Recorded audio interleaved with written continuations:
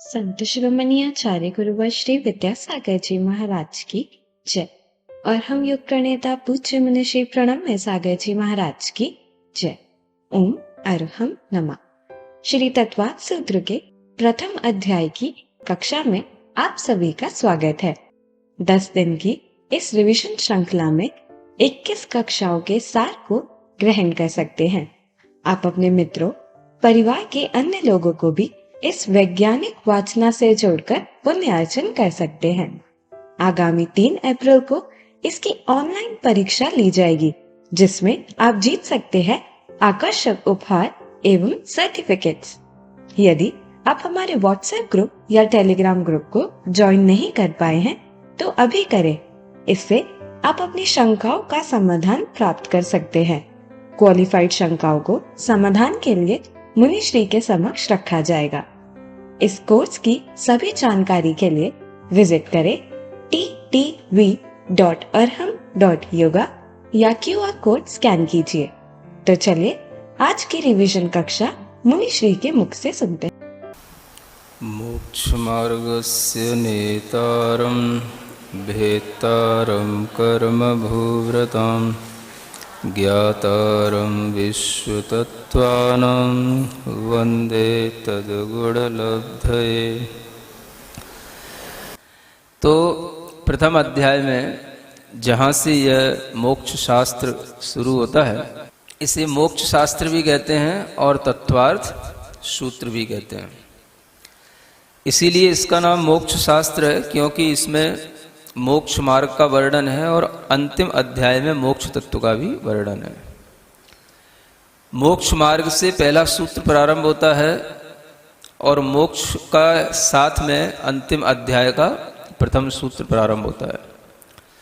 तो मोक्ष मार्ग का वर्णन करते हुए अंततः मोक्ष की व्याख्या करना इस ग्रंथ का मुख्य विषय है, इसलिए इसे मोक्ष शास्त्र भी कहा जाता है।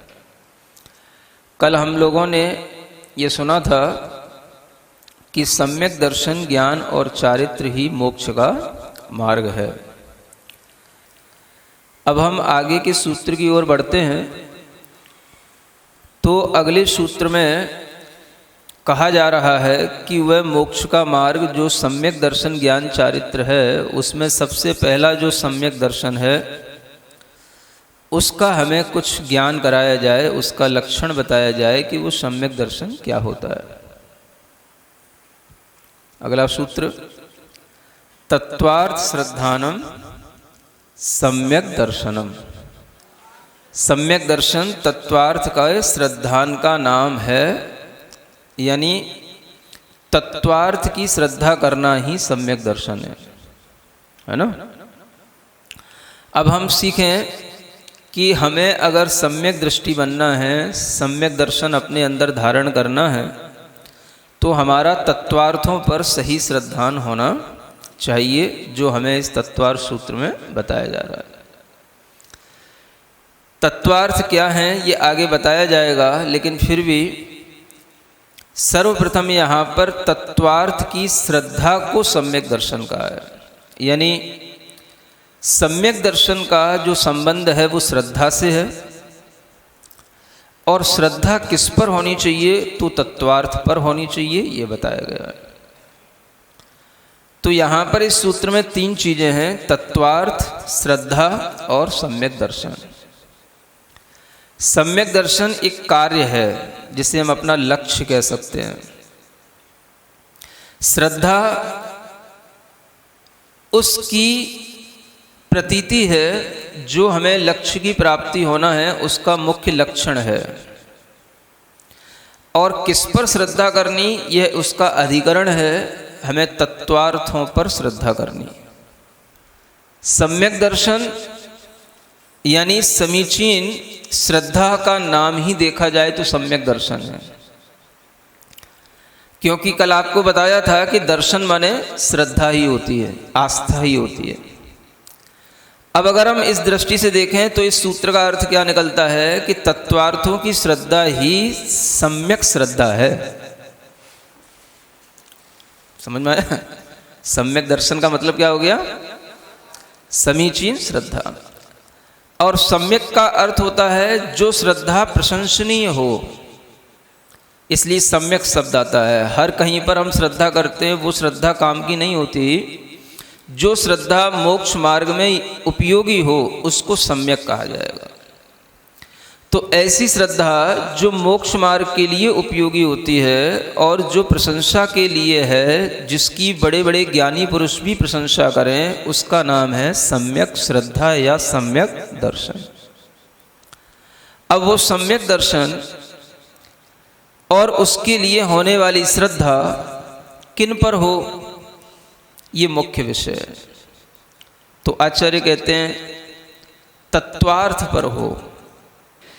तत्वार्थ को समझने से पहले हम ये समझें कि हमें अगर यहाँ पर सम्यक दर्शन समझाया जा रहा है तो क्या सम्यक दर्शन की ये परिभाषा ही है, और जो परिभाषा होती है वो उसका लक्षण होती है। क्या बोलते हैं उसको? उसका लक्षण। लक्षण जो होता है वो अपने आप में विशिष्ट होता है। लक्षण से ही हम उस लक्ष्य की जानकारी रख पाते हैं। हर वस्तु को जानने के लिए उसका एक लक्षण होना चाहिए और उस लक्षण को ही परिभाषा कहा जाता है। वो उसके उन मूलभूत गुणों पर डिपेंड करती है कि जिसके बिना वो वस्तु ही ना हो और जिसके होने पर ही वह वस्तु हमारे सामने आ जाए। कोई भी चीज हो, चाहे वो वस्तु हो, चाहे उस वस्तु का कोई भी गुणधर्म हो, उसकी परिभाषा इस तरह की होनी चाहिए, सटीक, सार्थक, कि वह हर जगह पर लगे और कोई भी उस परिभाषा को किसी भी परिस्थिति में खंडित न कर पाए। उसका नाम कहलाती है डेफिनेशन। कि कभी भी किसी भी परिभाषा को यदि आपको समझना है तो उसमें आप देखें कि उसमें 3 प्रकार के दोष नहीं होना चाहिए। 3 प्रकार के दोषों से रहित जो चीज होगी वो सही उसकी परिभाषा होगी। पहला क्या दोष है? अव्याप्ति दोष। दूसरे दोष का नाम है अतिव्याप्ति दोष। क्या बोलते हैं? तीसरे दोष को बोलते हैं असंभवी दोष। ये 3 दोषों से रहित कोई भी डेफिनेशन होनी चाहिए। अव्याप्ति दोष, व्याप्ति का मतलब होता है जो हमेशा उस लक्ष्य में व्याप्त रहे, उसको बोलते व्याप्त, है ना। लक्ष्य का मतलब समझ रहे हैं? जैसे मान लो हमारे सामने अभी लक्ष्य क्या है? सम्यक दर्शन, ठीक है ना। तो सम्यक दर्शन हमारा लक्ष्य हो गया। इसके अलावा जो चीजें होंगी वो कहलाएंगी अलक्ष्य। वो लक्ष्य नहीं है, वो क्या कहलाए? अलक्ष्य, है ना। सिंपल सी बात है। कोई भी चीज जिसकी हम डेफिनेशन बना रहे हैं वो हमारा क्या हो गया? लक्ष्य, टारगेट, जिसकी हम डेफिनेशन बना रहे हैं। अब वो डेफिनेशन जिसकी हम बना रहे हैं तो आचार्य कहते हैं वो अव्याप्ति दोष से रहित होना चाहिए। यानी कि वो डेफिनेशन उसके अंदर हर परिस्थिति में, हर काल में, हर स्टेट में वह बिल्कुल उसके अंदर एप्लीकेबल होनी चाहिए। ऐसा नहीं है कुछ टाइम तक तो रहे फिर बाद में वो डेफिनेशन उसमें लागू ना हो, है ना। अब इसको भी समझने के लिए एक उदाहरण देते हैं आपको। गाय तो सब जानते हैं ना। अब देखो गाय भी यदि है, हमें गाय को पहचानना है तो उसका भी कोई लक्षण होगा। समझ आ रहा है? जैसे दूध देना, ये लक्षण गाय के साथ साथ भैंस, बकरी सब में लग रहा है। तो ये कहलाया लक्ष्य के साथ साथ जब लक्षण अलक्ष्य में चला गया तो ये कहलाता है अतिव्याप्ति दोष। इसको क्या बोला? दूसरे नंबर वाला अतिव्याप्ति। अव्याप्ति क्या हो गया? अगर आपने कोई लक्षण गाय का ऐसा बनाया कि मानो वह गाय कौन होती है? जो चितकबरी होती है वो गाय कहते हैं। समझ आ रहा है? तो चितकबरी होने का मतलब ऐसी भी गाय होती चितकबरी ना हो। तो वो लक्षण उस गाय में नहीं घटेगा जो चितकबरी नहीं है। तो ये कोई लक्षण नहीं हुआ। समझ आ रहा है? अगर हम ऐसा लक्षण बनाए तो ये कहलाएगा अव्याप्ति लक्षण, कि गाय में ही सब में नहीं बैठ रहा ये लक्षण। तो जो चितकबरापन है, ये चितकबरापन तो सभी गायों में भी नहीं बैठ रहा है, मतलब गाय में भी सम्य नहीं बैठ रहा है, तो ये कहला है अव्याप्ति। माने जिस लक्ष्य में भी है तो वो लक्ष्य में भी सभी पूरे लक्ष्य में हमेशा नहीं है, लक्ष्य में भी वो एक देश व्याप्त है, ऐसा कहा जाएगा। तो इसलिए इसको क्या बोलेंगे? अव्याप्ति दोष। तीसरा असंभव दोष। असंभव दोष का मतलब ये हो गया, अगर हमने उस गाय का लक्षण ये बना दिया कि जो गाय होती है वो माँ होती है, तो क्या हो जाएगा? ये असंभव दोष है। गाय कभी माँ नहीं होती है, समझ आ रहा? माँ वो होती है जिससे हम उत्पन्न होते हैं। गाय कैसे माँ हो गई? ये उसका असंभव दोष हो गया, समझ में आ रहा है? तो इस तरह के जो दोष होते हैं, उन दोषों से सहित कोई भी परिभाषा होती है तो परिभाषा नहीं होती है। उसका कोई गुणधर्म वैसा हो सकता है,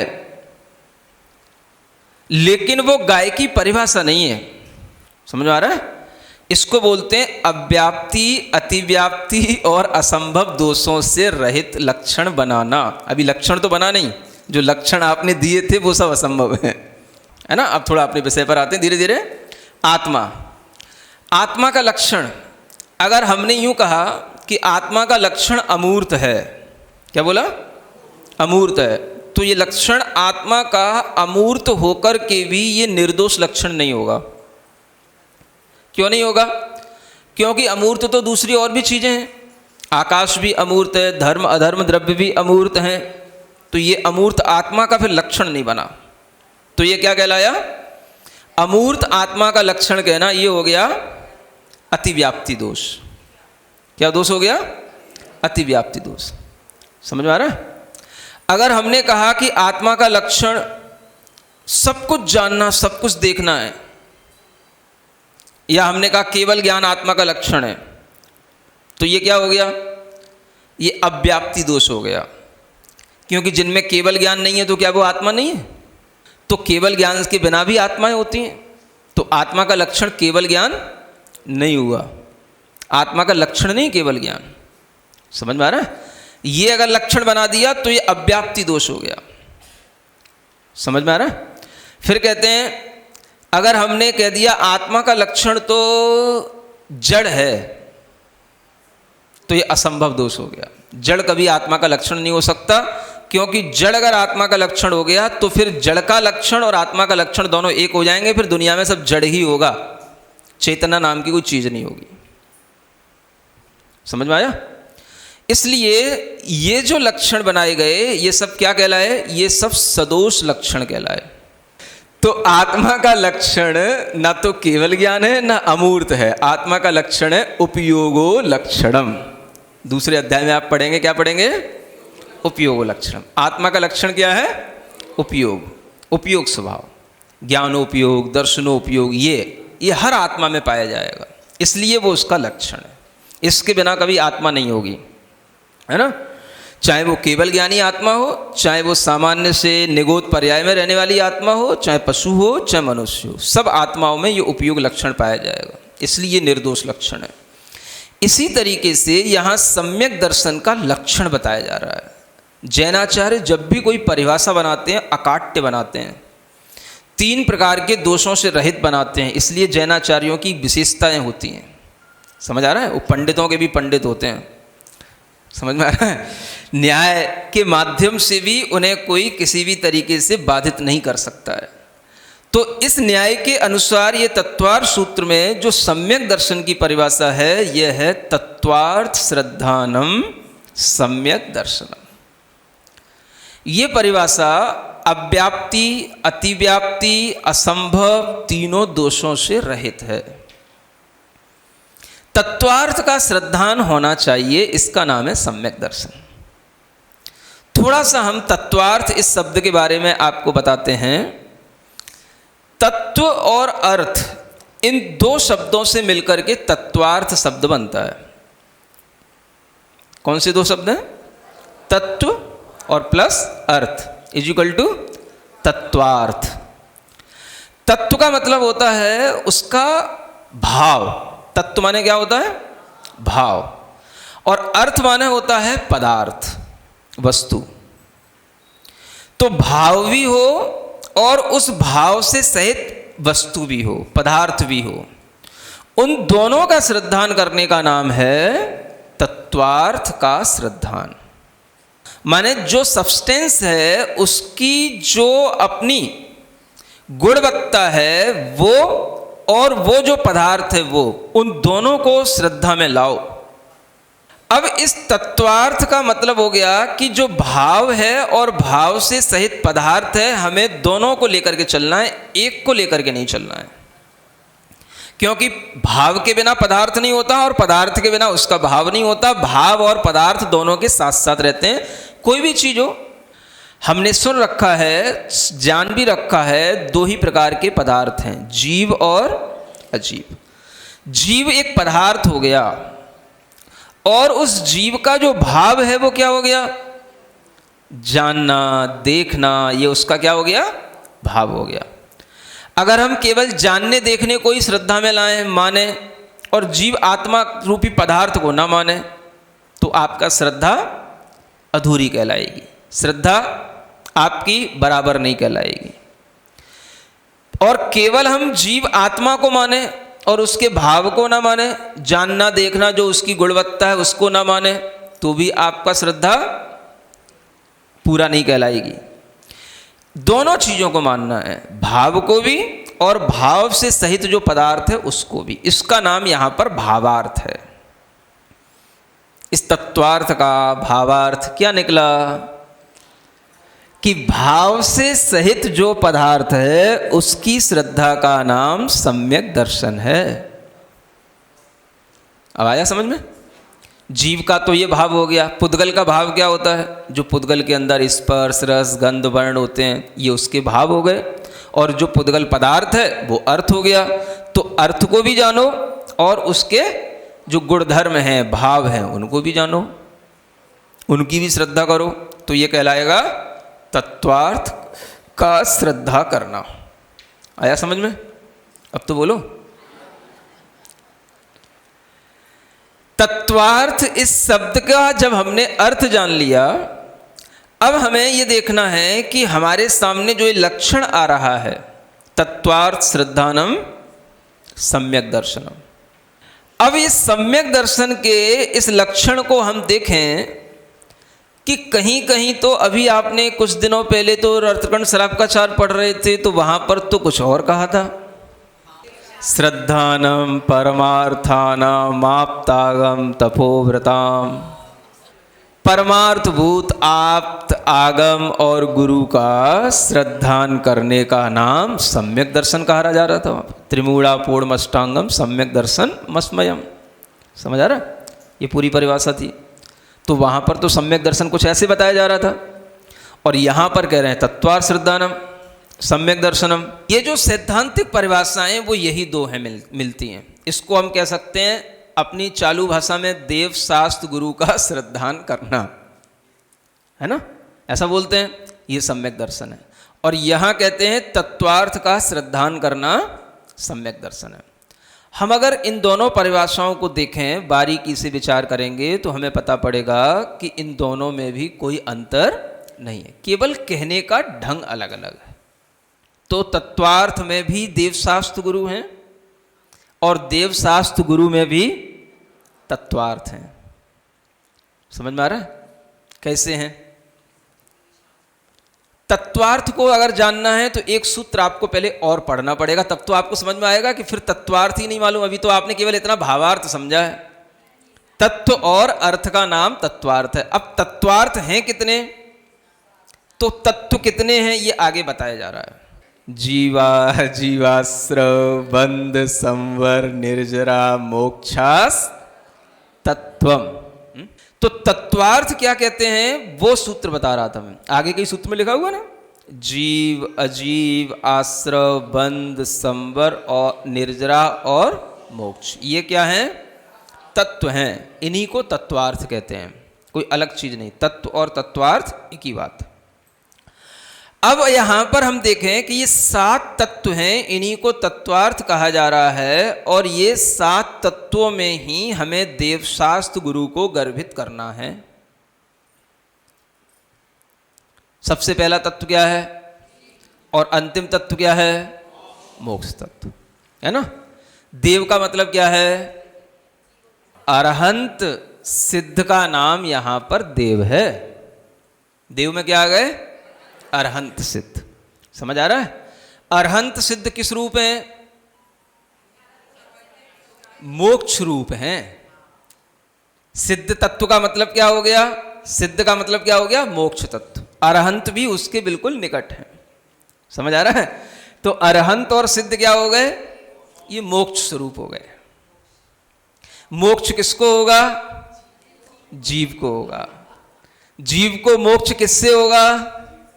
अजीव से होगा।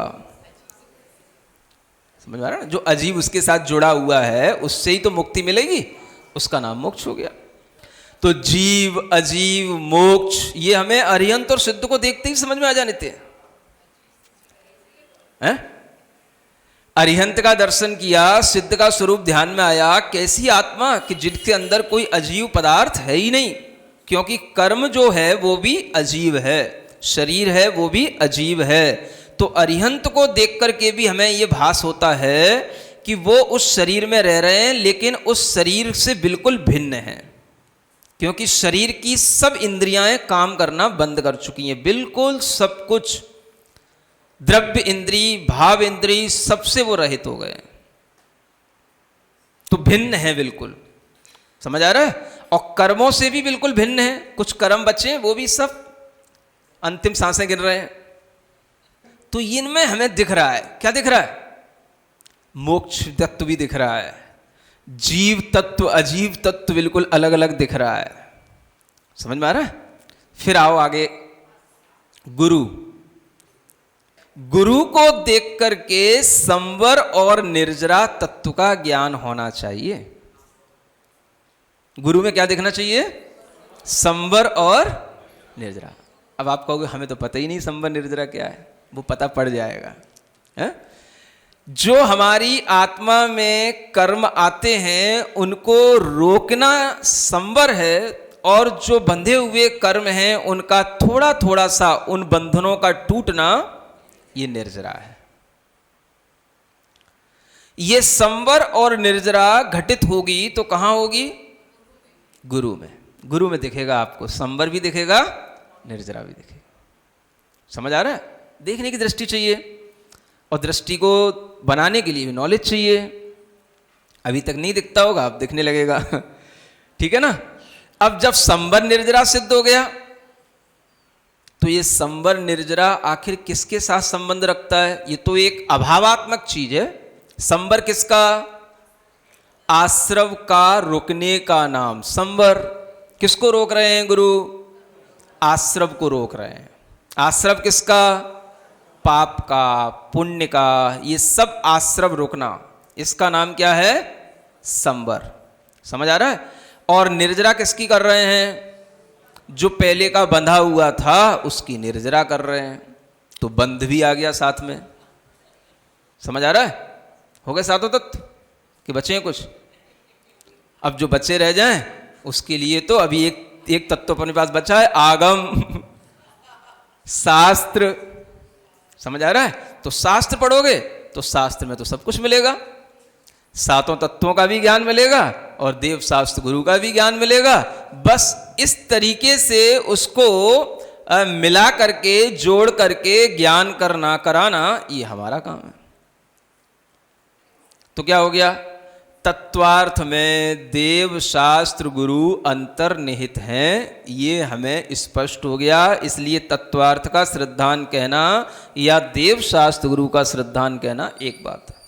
अगर हमको इस तरह से तत्वार्थ का श्रद्धान रूप सम्यक दर्शन आने लगेगा तो हम इस लक्षण को कहीं पर भी फिट कर सकते हैं। अब देखो, सम्यक दर्शन जहां जहां होता है वहां वहां से शुरू करो। आपको पता है सम्यक दर्शन कहां कहां होता है?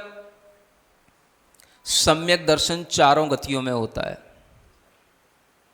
देव गति में भी होता है, नरक गति में भी होता है, त्रियंश गति में भी होता है और मनुष्य गति में भी होता है।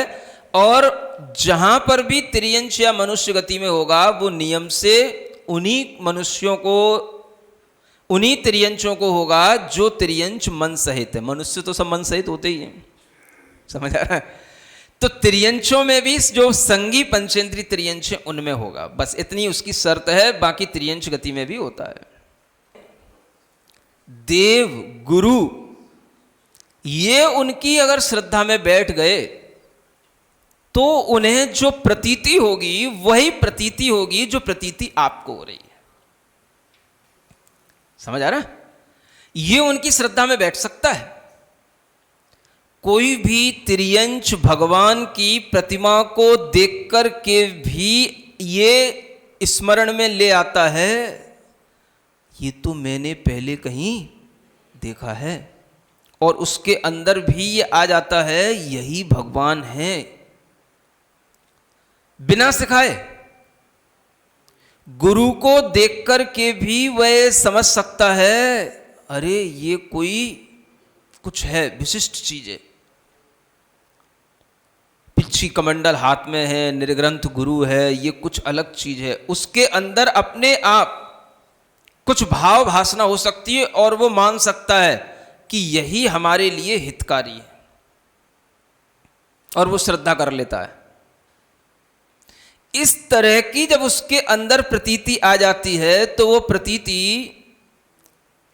देव शास्त्र गुरु की प्रतीति हो गई, और जहां देव शास्त्र गुरु की हो गई वहां तत्वार्थों की भी हो गई। व्याख्यान करना जरूरी नहीं है। समझ में आ रहा है? तो ये जो लक्षण है सम्यक दर्शन का, यह पशुओं में भी घटित हो जाएगा, नारकियों में भी घटित हो जाएगा। कहीं पर भी यह अतिव्याप्ति दोष से सहित नहीं होगा। इसी तरीके से नारकी है तो वो नारकी एक दूसरे नारकी को देख करके मारेगा, काटेगा, गाली देगा, सब कुछ करेगा जैसे सब कर रहे हैं। लेकिन भीतर जो सम्यक दृष्टि होगा उसके अंदर क्या होगा? ये मैं अपने पाप कर्म का फल भोग रहा हूं, मैं यहां पर अभी कोई संवर निर्जरा नहीं कर सकता। समझ आ रहा? उसकी प्रतीति में ये बात आएगी कि मुझे इन कर्मों का फल भोगना है। माने अगर उसने इतनी भी प्रतीति चल रही है तो कर्म माने सब कुछ आ गया। कर्म कहने से ही आश्रव, बंध, संवर, निर्जरा, मोक्ष सब कुछ आ गया। समझ आ रहा है? आत्मा और कर्म अगर हमने दो चीजें अपनी प्रतीति में लाई तो सब कुछ आ गया, सातों तत्व आ गए इसमें। क्योंकि कर्म ही अजीब है, उसी के आश्रव है, उसी के बंध हैं, हम उसको रोक नहीं पा रहे, निर्जरा कर नहीं पा रहे, मोक्ष हमको होना नहीं। ये भी प्रतीति अगर आ रही है तो हम सात तत्व जान रहे हैं। समझ में आ रहा है? तो नारकी जीव भी तत्व का श्रद्धा इस रूप में रखता है ना? देव शास्त्र गुरु की श्रद्धा भी रखेगा, उसे वहां सब याद आएगा कि मैंने इनकी बात नहीं मानी थी, इसीलिए ये सब आज मुझे भोगना पड़ रहा है। तो वो भी श्रद्धा उसके अंदर रहेगी। ये तो होगी नीचे की बात। मैं कह रहा था अब चलो ऊपर, सम्यक दर्शन। आपसे पूछूं मैं, अरिहंत भगवान सम्यक दृष्टि हैं कि कौन है? उनके पास भी सम्यक दर्शन है कि नहीं? सिद्धों के पास भी किस होता है कि नहीं होता है? उनके पास भी होता है सम्यक दर्शन। तो वो भी क्या करते रहते हैं? तत्व का श्रद्धान करते रहते हैं क्या? कि देव शास्त्र गुरु का श्रद्धान कर रहे हैं? क्या कर रहे हो? अब सम्यक दर्शन का लक्षण तो उनमें भी घटित होना चाहिए। तत्वार्थ श्रद्धानम सम्यक दर्शनम, देव शास्त्र गुरु का श्रद्धान सम्यक दर्शन है। हम आज अभी जान रहे हैं, श्रद्धा कर पा रहे हैं, लेकिन हमारी श्रद्धा कैसी है? थोड़े ज्ञान के साथ में है, क्योंकि हमारा ज्ञान का क्षयोपशम थोड़ा है। जिन अरिहंतों को हर जीव आत्मा जैसी अमूर्त है वैसी ही कर्म से सहित है, तो कर्म से सहित उसके परिणाम, उसके भाव सब कुछ स्पष्ट दिखाई दे रहा है। समझ आ रहा है? उन्हें उसकी प्रतीति कितनी उत्कृष्ट हो रही होगी ये सोचो। उन्हें जीव अजीव आदि सब पदार्थ कितने स्पष्ट दिख रहे होंगे, और उसके कारण से जो उनको प्रतीति में आ रहा है उसका नाम सम्यक दर्शन है। इसको शास्त्रों में एक नाम दिया गया, परमावगाढ़ सम्यक दर्शन। परमावगाढ़, समझ आ रहा? वो इतने ज्यादा उसमें प्रतीति में अवगाहित हो गए, इतना परम अवगाढ़ हो गया उसमें कि उनकी वो प्रतीति कभी भी छूटेगी नहीं। हमारी प्रतीति तो छूटी जाती है, समझ आ रहा है? वो प्रतीति सम्यक दृष्टि गृहस्थ जीव की भी सोते खाते भोग करते समय पर रहेगी, क्योंकि ये सम्यक दर्शन का लक्षण है।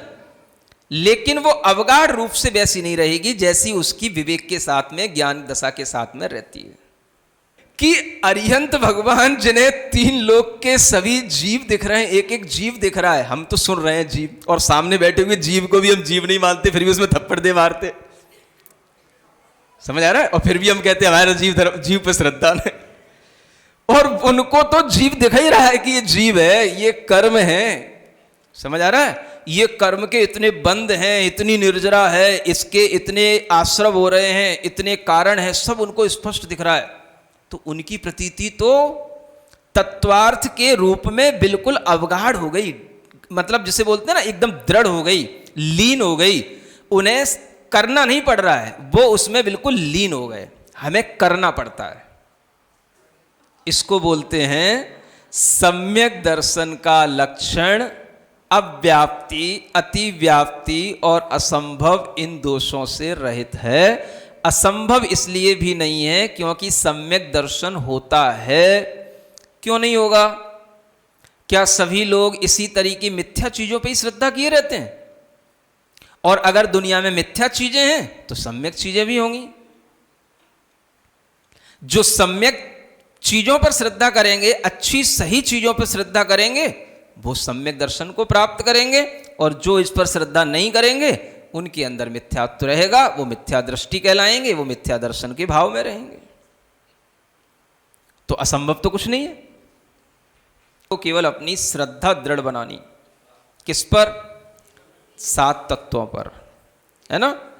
और उसका सामान्य रूप देखें तो देव शास्त्र गुरु है, और विशेष रूप देखें तो 7 तत्व हैं।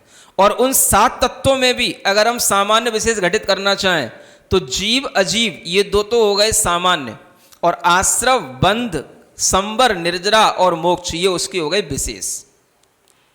क्योंकि सामान्य की जो विशेषताएं हैं, सामान्य के ही मिलने बिछुड़ने से जो पर्याय बन रही हैं वही विशेष कहलाती हैं। समझ आ रहा है? तो जीव अजीव इन 2 द्रव्यों पर, 2 तत्वों पर अगर हमारी श्रद्धा हुई तो ये हमारे सामान्य पर श्रद्धा हुई, और जब हमने इन 5 और तत्वों को भी इनके साथ जोड़ लिया तो हमारी सामान्य विशेष संपूर्ण तत्वार्थों पर पूर्ण श्रद्धा हुई। तो जानना तो एक उपाय है, किसके लिए? श्रद्धा को बनाने के लिए। इसलिए श्रद्धा को पहले रखा है, सम्यक दर्शन को पहले रखा है। पूज्यता सम्यक दर्शन में है, ज्ञान में नहीं है। इसलिए सम्यक दर्शन पहले रखा गया है, सम्यक ज्ञान बाद में है। जो पूज्य होता है उसको पहले रखा जाता है। आया समझ में? तो ज्ञान से अगर इस तरीके की श्रद्धा बन गई तो सम्यक दर्शन हो गया, और सम्यक दर्शन हो गया फिर उसके बाद में जो आपके अंदर ज्ञान की परिणति चलेगी वो सम्यक ज्ञान कहलाएगी। तब आपका ज्ञान भी पूज्य हो जाएगा। आया समझ में? इसलिए सम्यक दर्शन पहले है, ज्ञान बाद में है। लेकिन ज्ञान के ही माध्यम से सम्यक दर्शन होगा, अज्ञान के माध्यम से नहीं होगा। सिरिजिणवाणी जग कल्याणी जग जन मदतम मोहरी जनमण हारी गढ़हर हारी जम जरा भव रोग हरि तिथ्य राणम दिव्य चुणिम जो पड़ई सुणई मय्ये धारई राणम सौख मणंतम धर्य सासद मोक्ष पदम पावई सासद मोक्ष पदम पावई।